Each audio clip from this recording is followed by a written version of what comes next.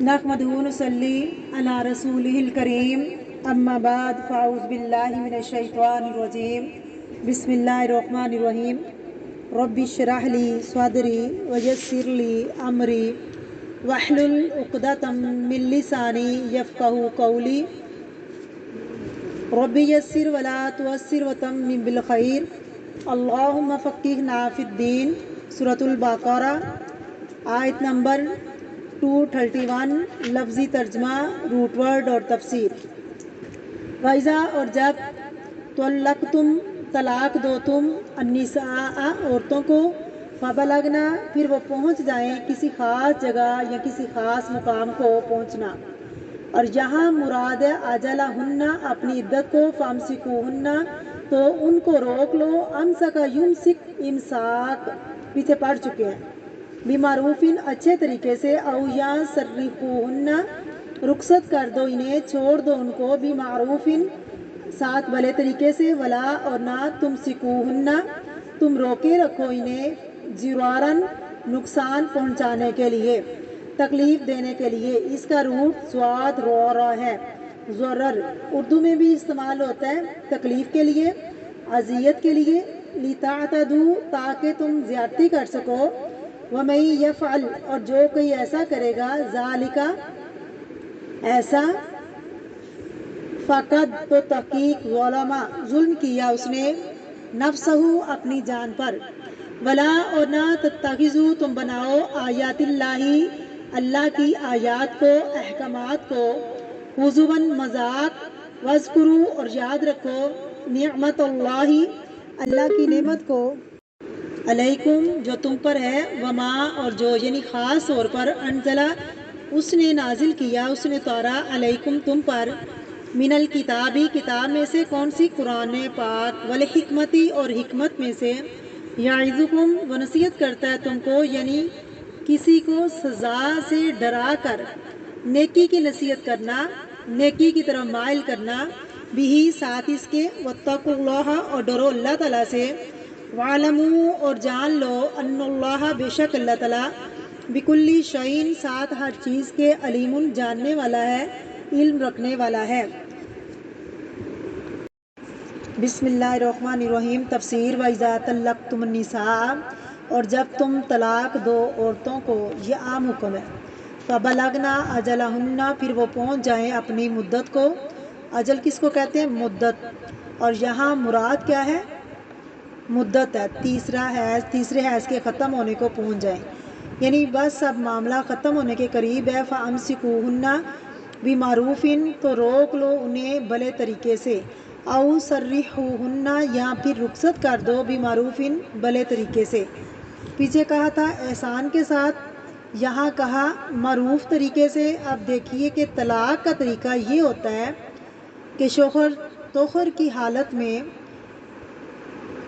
یعنی پاکیزگی کی حالت میں وغیرہ نہ ہو، اور اس طہر پر جس میں وہ اپنی بیوی سے جسمانی تعلق قائم نہیں کرتا، اس طہر میں ایک مرتبہ بول کر کہے یا لکھ کر کہے کہ میں تم کو طلاق دیتا ہوں، اس کے بعد وہ اس سے الگ ہو جائے، عورت گھر نہیں چھوڑے گی، اسی گھر میں رہے گی۔ ہو سکتا ہے شوہر نے غصے میں کہہ دیا ہو یا کسی کے بھڑکانے پر کہہ دیا ہو، اور پھر جب اس کا غصہ ٹھنڈا ہو جائے تو وہ واپس پلٹ آئے، لیکن جس تاریخ کو اس نے ایسا کیا یا ایسا کہا، اس دن سے اس کی عدت شروع ہو گئی۔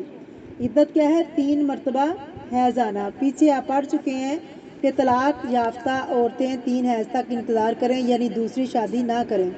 عورت اپنے شوہر کے گھر میں ہی رہے گی ان 3 حیض کے آنے تک۔ اب یہ جو بالغنا اجلہن ہے، تیسری مرتبہ حیض آ گیا ہے اور پھر ابھی پاک نہیں ہوئی، اس کے 2 معنی بھی کیے گئے ہیں۔ بعض نے کہا کہ تیسرا حیض شروع ہوتے ہی کام ختم، اور بعض نے کہا کہ جس دن وہ ختم ہوگا، پاک ہوگی عورت، اس دن عدت پوری ہوگی۔ اس میں 5 اور 6 دن کا فرق پڑ جاتا ہے۔ بہرحال اب تیسرا حیض شروع ہو گیا، اب کیا ہے، یوں ہی وہ پاک ہوگی، اس کی عدت ختم ہو جائے گی۔ اگر اس دوران شوہر نے رجوع نہیں کیا تو یہ عورت اب اس گھر میں نہیں رہے گی، کیونکہ طلاق ہو چکی۔ اب وہ وہاں سے نکل کر اپنے والدین کے گھر جہاں بھی اس کو جانا ہے وہ جائے گی۔ اس مرحلے کو کہا گیا ہے او سرحوہن بمعروف، کہ جس میں رخصت ہو رہی ہو یا جا رہی ہو تو اس کو دے دلا کر اچھے طریقے سے، بھلے طریقے سے اس کے گھر تک پہنچا دو، اس کو معروف طریقے سے چھوڑو۔ اب آپ دیکھیے کہ عورت اپنے ماں باپ کے گھر ہے، کچھ عرصے کے بعد اس کو پرپوزل آتے ہیں۔ اب اس پرپوزل میں پہلے شوہر کا بھی حق ہے، پرپوزل دوبارہ آ جاتا ہے پہلے شوہر کا بھی، اب کہا ہے اس کو بھی حق ہے اور دوسروں کو بھی۔ اب عورت کو چوائس دی گئی کہ چاہے تو پہلے شوہر سے دوبارہ شادی کر لے، چاہے تو کسی اور سے کر لے، کوئی اسے مجبور نہیں کرے گا۔ اچھا، ایک اور صورت یہ ہے کہ شوہر نے طلاق دی اور اس کے ساتھ ابھی شوہر کے گھر میں ہی رہ رہی ہے، اب اس نے درمیان میں رجوع کر لیا کہ آئی ایم سوری، بس مجھ سے غلطی ہو گئی، میں تمہیں چھوڑنا نہیں چاہتا، ہم دوبارہ شوہر بیوی کی طرح رہیں گے۔ اب رجوع ہو گیا، اب وہ جتنے بھی دن گزرے وہ کاؤنٹ نہیں ہوں گے، سب کچھ ٹھیک ٹھاک ہو گیا، لیکن پھر کچھ عرصے کے بعد پھر فساد ہوا، اب پھر اس کو غصہ آ گیا، اس نے پھر طلاق دے دی۔ اب یہ کیا ہے؟ مرتان، یہ دوسرا چانس ہے۔ اس کے بعد پہلی دفعہ کی طرح جب وہ آزاد ہوگی، عدت ختم ہوگی، تو پھر پرپوزل عدت 3 حیض تک ہوگی، ایک ہی دفعہ چاہے، لیکن اگر کسی نے 100 دفعہ بھی کہا تو بات یہ کہ مرتان کا مطلب ہے 1 ٹائم، دوبارہ نکاح کرنا ہوگا۔ اگر دوبارہ نکاح کرنا ہے تو پھر نیا حق مہر بھی ہوگا، گواہ بھی ہوں گے اور ولی بھی ہوگا۔ اٹس آل ٹوگیدر، بالکل نیو۔ عدت کے دوران اسی گھر میں رہے گی، لیکن عدت کے بعد پھر چلی جائے گی۔ وَلَا تُمْسِكُوهُنَّ، اور نہ تم ان کو روکو نقصان دینے کے لیے، لِتَعْتَدُوا، تاکہ تم زیادتی کر سکو، یعنی جسمانی اور ذہنی اذیت دے سکو۔ کسی بھی طرح عورت کو نقصان دو، یہ جائز نہیں۔ وَمَن يَفْعَلْ ذَلِكَ، اور جو ایسا کرے گا، فَقَدْ ظَلَمَ نَفْسَهُ، اس نے اپنی جان پر خود ظلم کیا، اور دوسرے پر ظلم نہیں کر رہا، وہ اپنے آپ پر ظلم کر رہا ہے۔ حدیث شریف میں آتا ہے، مسند احمد کی حدیث ہے، جو کسی کو تکلیف دے گا، جو کسی کو ضرر پہنچائے گا، کسی کو نقصان دے گا، اللہ اس کو تکلیف دے گا۔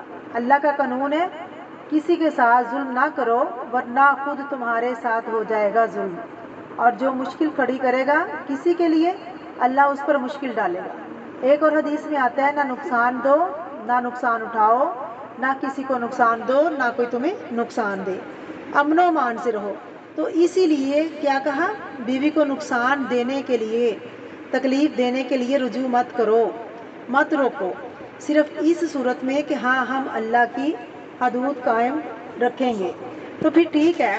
وَمَن يَفْعَلْ ذَلِكَ فَقَدْ ظَلَمَ نَفْسَهُ، اور جو ایسا کرے گا وہ اپنی جان پر خود ظلم کرے گا۔ وَلَا تَتَّخِذُوا آیَاتِ اللَّهِ هُزُوًا، اور اللہ کی آیات کو مذاق مت بناؤ۔ یہ منافقین کا طریقہ تھا۔ سورۃ التوبہ میں منافقین کو اللہ تعالیٰ خطاب کر کے فرماتے ہیں، کیا اللہ اور اس کی آیات اور اس کے رسول کے ساتھ تم مذاق بناتے ہو؟ نبی کریم صلی اللہ علیہ وسلم نے جب ایک شخص کے بارے میں سنا کہ اس نے اپنی بیوی کو اکٹھی 3 طلاقیں دے دی، تو آپ صلی اللہ علیہ وسلم نے کیا فرمایا؟ کیا وہ اللہ کی کتاب کے ساتھ کھیل رہے ہیں؟ اللہ کی کتاب کا مذاق اڑاتا ہے؟ اللہ نے تو کیا حکم دیا کہ ایک مرتبے میں ایک ہی طلاق دو، اور پھر یہ کہ تمہارے پاس چانسز 2 ہیں، بس تیسری دفعہ کیا تم نے کہا طلاق دی تو بات ختم ہو جائے گی، اور تم 3 طلاقیں ایک ہی موقع پر اگر دینا چاہتے ہو تو یہ اللہ کی کتاب کے ساتھ کھیلنا ہے، یہ جرم ہے۔ وَلَا تَتَّخِذُوا آیَاتِ اللَّهِ هُزُوًا، تو اس سے یہ پتہ چلتا ہے کہ اللہ کے احکام کی مخالفت اور ان کا مذاق اڑانا ہے۔ تو کیا کرو؟ وَاذْكُرُوا نِعْمَتَ اللَّهِ، اللہ کی نعمت کو یاد کرو۔ کون سی نعمت؟ کوئی بھی چیز جو اللہ نے دے رکھی ہے، ہمارے پاس کچھ بھی ہے، جو کچھ بھی ہے سب کچھ کیا ہے؟ اللہ کا انعام۔ یہ ہمارا حق نہیں تھا، اگر حق ہوتا تو ہر ایک کو برابر ہی ملنا چاہیے تھا وہ۔ بہت سی چیزیں اللہ رب العزت نے دے رکھی ہیں، اگر تم اللہ کی نعمتوں کو گننا چاہو تو گن نہیں سکتے، اتنا کچھ ہے تمہارے پاس۔ تو کیا حکم دیا جا رہا ہے کہ تم اللہ کی آیات کا مذاق اڑانے کی بجائے کیا کرو؟ اللہ کی نعمتوں کو یاد کرو۔ علیکم، جو تم پر اس نے کی، اور خاص طور پر ایک نعمت یاد کرو، وما انزل علیکم من الکتاب، جو اس نے کتاب میں سے تم پر نازل کیا ہے، والحکمتی، اور حکمت میں سے قرآن و سنت کی شکل میں تمہارے پاس اللہ کی جو نعمت ہے، رہنمائی ہے، یہ بہت بڑی نعمت ہے۔ آپ دیکھیے کہ قرآن پاک میں کچھ چیزوں کا اللہ نے خاص طور پر بطور نعمت ذکر کی ہے، جس میں ایک تو رسول اللہ صلی اللہ علیہ وسلم کی آمد ہے۔ اللہ نے مومنوں پر احسان کیا جب ان میں رسول انہی کے اندر سے بھیجا۔ اسی طرح دین اسلام کو کیا کہا گیا؟ نعمت۔ یہاں قرآن کو نعمت کہا گیا، اور حکمت یعنی وزڈم جو نبی کریم صلی اللہ علیہ وسلم کو عطا کی گئی، یعنی ہم روزمرہ زندگی میں دیکھیں کہ ہم کیا اس نعمت کو سمجھتے ہیں، یعنی اس قرآن پاک کو ہم نعمت سمجھتے ہیں، قرآن و سنت کے علم کو، اس رہنمائی کو کبھی ہم نے نعمت سمجھا کہ یہ رحمت ہے اللہ کی؟ اگر ہم واقعی مسلمان سمجھتے ہوتے تو پھر اس کے علم سے محروم نہ ہوتے، شوق سے اس کا علم سیکھتے۔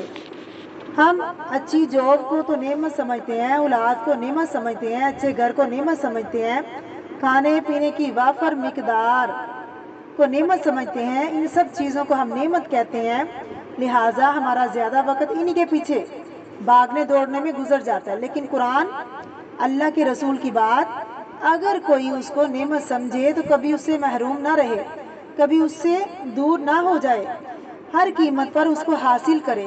تو یہاں پر کیا فرمایا گیا؟ تم اللہ کی نعمتوں کو یاد رکھو۔ کیوں اس موقع پر ایسا کیوں کہا گیا؟ بات صرف طلاق کے احکامات کی ہو رہی ہے، اور یہاں کہا جا رہا ہے کہ تم اس نعمت کو یاد رکھو، اس کا ذکر کرو، اس کا تذکرہ کرو۔ وائے کیوں اس موقع پر قرآن و سنت کا تذکرہ کیوں؟ اس نعمت کی یاد دہانی کیوں کرائی گئی ہے؟ کیونکہ لوگوں کا سکون اسی سے ہو سکتا ہے۔ جب انسان کے پاس ہدایت ہوتی ہے، رہنمائی ہوتی ہے، تو اس کی صفائی ہوتی رہتی ہے، اندر کی اور باہر کی بھی، تو تعلقات بھی اچھے رہتے ہیں۔ ازواج مطہرات کو اللہ سبحانہ و تعالیٰ نے قرآن مجید میں کیا حکم دیا ہے؟ تمہارے گھروں میں جو اللہ کے احکامات کی باتیں ہیں ان کا ذکر کرتے رہو، یعنی تمہیں ازواج مطہرات کے گھروں میں جو نعمت عطا کی اللہ نے، وہ کیا تھی؟ رسول اللہ صلی اللہ علیہ وسلم کی موجودگی۔ تو آپ صلی اللہ علیہ وسلم پر جو نازل ہو رہا ہے اس کو تم بھی پڑھو اور پڑھاؤ۔ ذکر کا پیچھے معنی بتایا گیا تھا، بھولی ہوئی بات یاد کرنا، اور کسی بات کا دل میں ذکر کرنا، بول کر کسی کو بتانا اور آگے سکھانا، سب ذکر میں آتا ہے۔ تو جب تمہارا تعلق قرآن اور سنت سے مضبوط ہوگا تو تمہارے گھروں میں بھی سکون ہوگا، تمہارے باہمی تعلقات بھی اچھے ہوں گے، تم کسی پر ظلم نہیں کرو گے، تم ایک دوسرے کے حقوق کی رعایت کرو گے۔ یعظکم بہ، تمہیں اسی کے ذریعے نصیحت کی جا رہی ہے۔ کس کے ذریعے؟ جی اس نعمت کے ذریعے۔ واتقوا اللہ، اور ڈرو اللہ تعالیٰ سے، وَاعْلَمُوا، اور جان لو، ان اللہ بکل شیء علیم، کہ اللہ کو ہر چیز کا پتہ ہے، سب کچھ جانتا ہے وہ۔ یہاں چونکہ مذاق اڑانے کی بات ہو رہی تھی تو بعض لوگ مذاق میں بھی طلاق دیتے ہیں، تو طلاق ایسی چیز ہے جو مذاق میں بھی ہو جاتی ہے۔ گھر کا ٹوٹنا جو ہے صرف انسانوں ہی کے لیے نہیں، اللہ سبحانہ و تعالیٰ کے لیے بھی انتہائی ناپسندیدہ ہے۔ اور ابلیس کی، شیطان کی سب سے بڑی کوشش کیا ہوتی ہے؟ شوہر اور بیوی کے تعلقات کو خراب کرنا۔ اور کوئی بھی کوشش جو انسان ہی کیوں نہ کرے، یعنی بعض انسان جو ہوتے ہیں نا، وہ شیطان کی صورت میں آ کے لڑائی جھگڑا فساد ڈلواتے ہیں، اور بعض جو شیطان جو ہیں وہ لوگوں کے دلوں میں وسوسے ڈال کے میاں بیوی کی لڑائی کرواتے ہیں۔ اللہ تعالیٰ ہمیں شیطان کے وسوسوں سے محفوظ فرمائے، آمین۔